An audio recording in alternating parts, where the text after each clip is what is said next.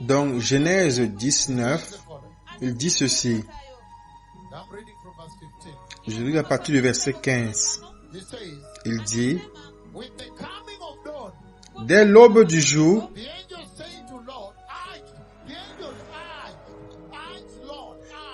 les anges insistèrent auprès de l'autre. Insistèrent. Dès l'aube du jour, les anges insistèrent auprès de l'autre, disant, lève-toi, prends ta femme et tes 2 filles qui se trouvent ici,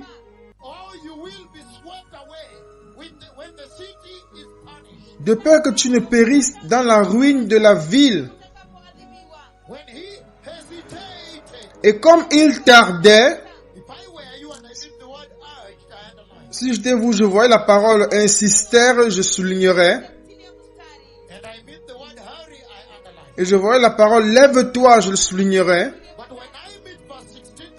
Mais au verset 16, lorsque je vois la parole tardait, je la souligne.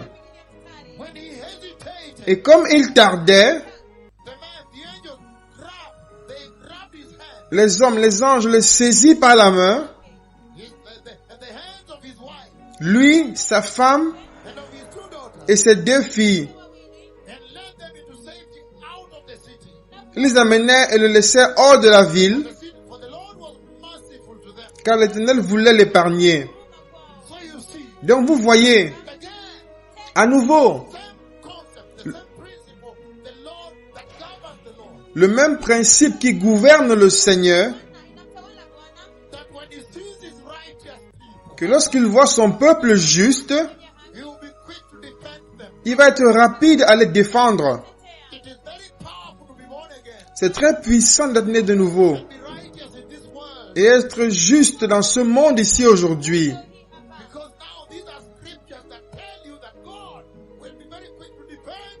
Ce sont les Écritures qui vous disent maintenant que Dieu sera très prêt et prompt pour venir défendre ses justes, défendre ses élects, défendre son Église.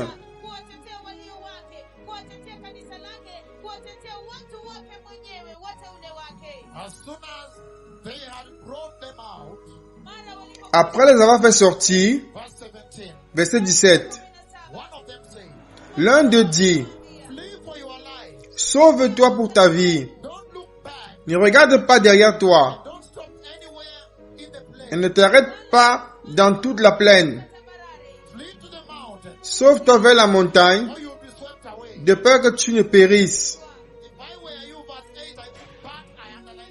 Si j'étais vous, au verset 18, et je vois la parole mais, je le soulignerai. En anglais, mais, l'autre leur dit, oh non, Seigneur, voici, j'ai trouvé grâce à tes yeux, et tu as montré la grandeur de ta miséricorde à mon égard, en me conservant la vie. Mais je ne puis me sauver à la montagne, avant que ce désastre m'atteigne, et je périrai. Voici, cette ville est assez proche pour que je m'y réfugie. Et elle est petite. Oh, que je puisse m'y sauver. Elle n'est-elle pas petite? Et que mon âme vive. Verset 21. Et il lui dit, voici, je t'accorde encore cette grâce. Je ne détruirai pas la ville dont tu parles. Vous voyez la puissance du juste dans le pays. Lorsque le juste est dans le pays, Dieu va préserver le pays entier à cause du juste. Le juste. Il dit parce qu'il va dans la ville de Zoar. Maintenant, il va épargner cette ville. La puissance d'avoir le juste dans la ville, la puissance de la justice, l'autorité de la justice.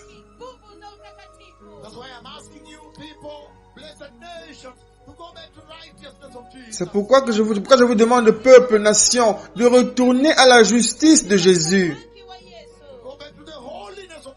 De retourner à la sainteté de la croix de Jésus.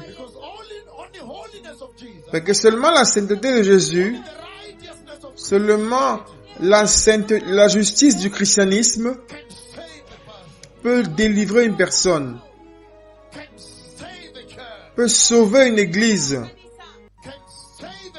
peut sauver une nation, peut sauver une génération. Seulement la justice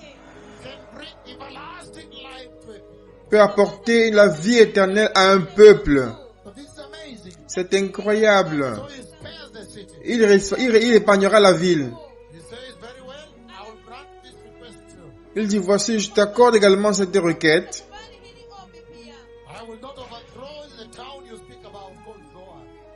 Je ne détruirai pas la ville dont tu parles qui s'appelle Zoar. Verset 22. À toi de t'y réfugier. Car je ne puis rien faire jusqu'à ce que tu y sois arrivé. Alléluia. La puissance de la justice. Dieu dit, il ne peut rien faire jusqu'à ce qu'il ait enlevé ses justes du théâtre de guerre.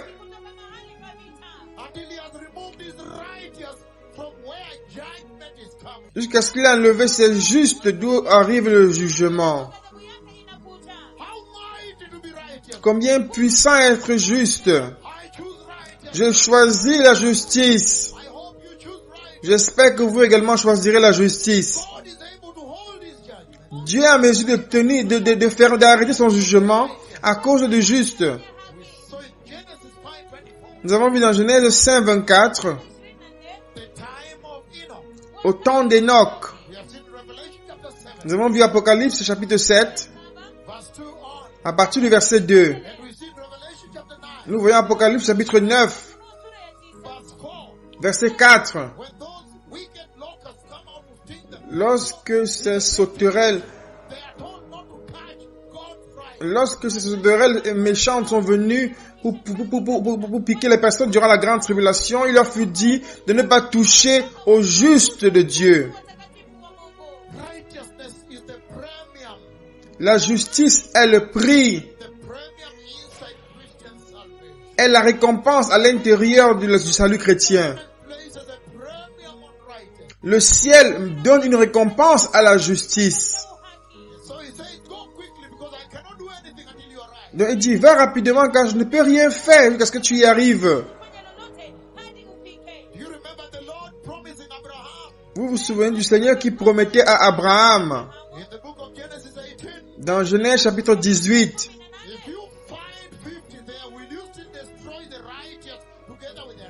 Si tu trouves 50, vas-tu détruire le juste avec l'injuste?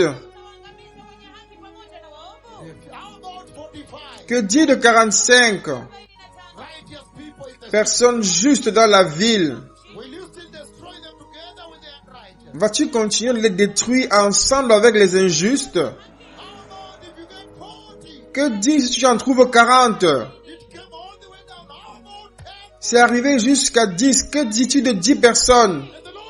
Et le Seigneur a dit, la réponse du Seigneur, c'est réellement ce qui bénit votre cœur. C'est pourquoi dans Genèse 18, j'ai simplement cherché de vous apporter seulement les réponses. Lorsqu'il dit, je ne les détruirai pas si je les trouve là-bas. Si je trouve 20, je ne les détruirai pas. C'est la promesse pour l'enlèvement pré-tribulation. Alléluia! Si je trouve 40, je ne les détruirai pas à cause d'eux.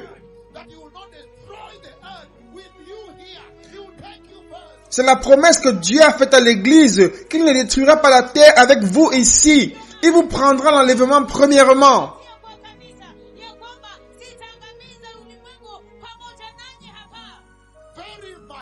très puissant. Le Seigneur qui promet à l'Église qu'il ne va pas la juger ensemble avec les rebelles du monde dans la tribulation. Et il dit ici de manière belle, merveilleuse. Et ainsi, ensuite, si vous allez dans Genèse chapitre 18, dans votre temps libre, où que vous trouverez la supplication qui avance, qui continue, Seigneur, si tu trouves 50, vas-tu détruire les 50 justes avec le reste de la ville? Ensuite, il dit non. Si je trouve 50, je ne les détruirai pas. Je ne détruirai pas la ville. Et il continue. Que dit de 45? Et alors il dit non. À cause d'eux, je vais épargner la ville. Que dit de 35? Non. À cause d'eux, je vais épargner la ville. Que dit de l'Église sur la terre en ce moment? Il va vous libérer premièrement. Parce que c'est la promesse que Dieu a donnée. Qu'il ne va pas combiner, mélanger le juste avec l'injuste et les juger ensemble. Donc le jugement qui arrive dans la grande tribulation, c'est pour les rebelles. Donc le coronavirus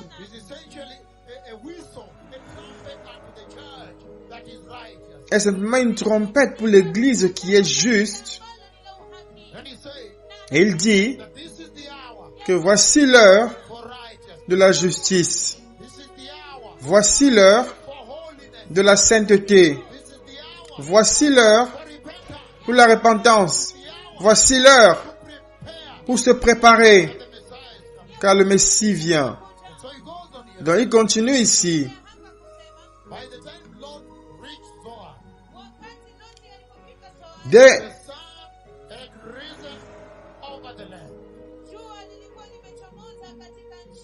Le soleil se levait sur la terre lorsque Lot entra dans le soir, et l'Éternel fit pleuvoir du ciel sur Sodome et Gomorrhe, du soufre et du feu par l'Éternel, et il détruisit ces villes. Donc, bien-aimés, le problème est le suivant. Verset 16. Comme il tardait, les hommes devaient saisir ses mains et courir avec lui, et son épouse et ses filles. Donc, notre écriture de référence ce soir, c'est Genèse 19, 16. Lorsque les hommes ont vu qu'il retardait, il tardait et hésitait, les anges du Seigneur, il le saisit par la main, saisit la main de son épouse, saisit la main de ses deux filles, et ont couru avec lui à l'extérieur. C'est là qu'est notre message. Pourquoi? Pourquoi est-ce que Lot a perdu du temps? Pourquoi est-ce qu'il a hésité pour quitter cette ville? Pourquoi est-ce que quelqu'un, en ce moment, après avoir entendu l'annonce que le Messie revient, pourquoi est-ce qu'une génération continue d'hésiter aujourd'hui? Avez-vous compris? L'hésitation, perdre du temps, retarder. Si vous ouvrez le dictionnaire, vous allez voir beaucoup de mots qui décrivent cela. Tourner autour, perdre du temps.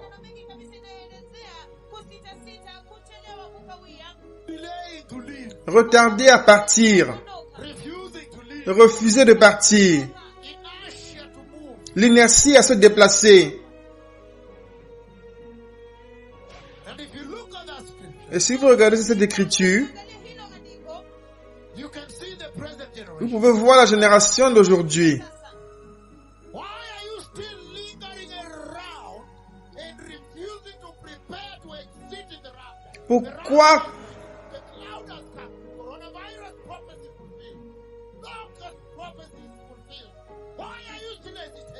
Pourquoi est-ce que vous refusez et hésitez de vous préparer et quitter l'enlèvement? Le coronavirus est la prophétie est accomplie. La prophétie de cette heure est accomplie. Pourquoi est-ce que vous continuez de refuser de vous préparer pour l'enlèvement?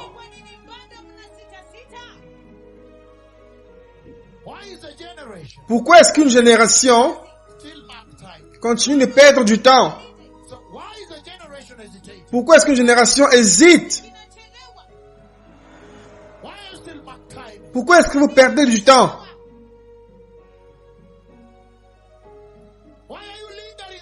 Pourquoi est-ce que vous tournez autour? Pourquoi est-ce que Lot, après que les anges lui ont dit que le jugement de Dieu est sur le point de tomber ici, pourquoi est-ce que Lot a continué de tourner autour? Il a refusé.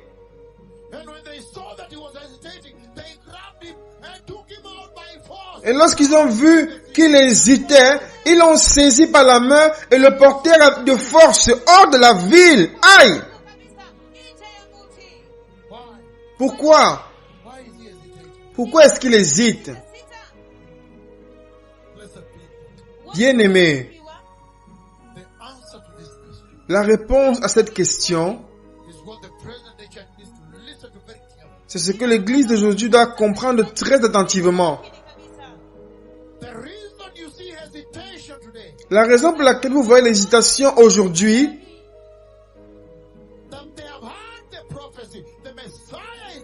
qu'ils ont écouté la prophétie, le Messie revient. Ils ont écouté la prophétie que le roi revient.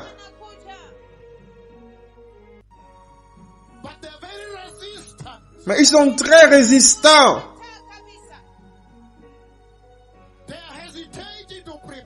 Ils hésitent à se préparer. Ils ont vu le coronavirus, qui est un signe des choses à venir.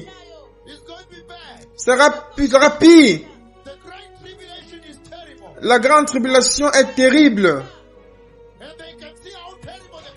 Et ils peuvent voir combien terrible est le coronavirus. Mais également, ils hésitent.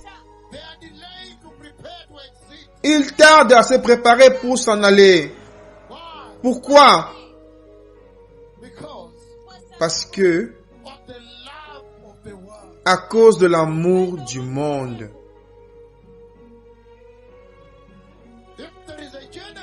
S'il y a une génération qui a vraiment aimé le monde, c'est celle-ci.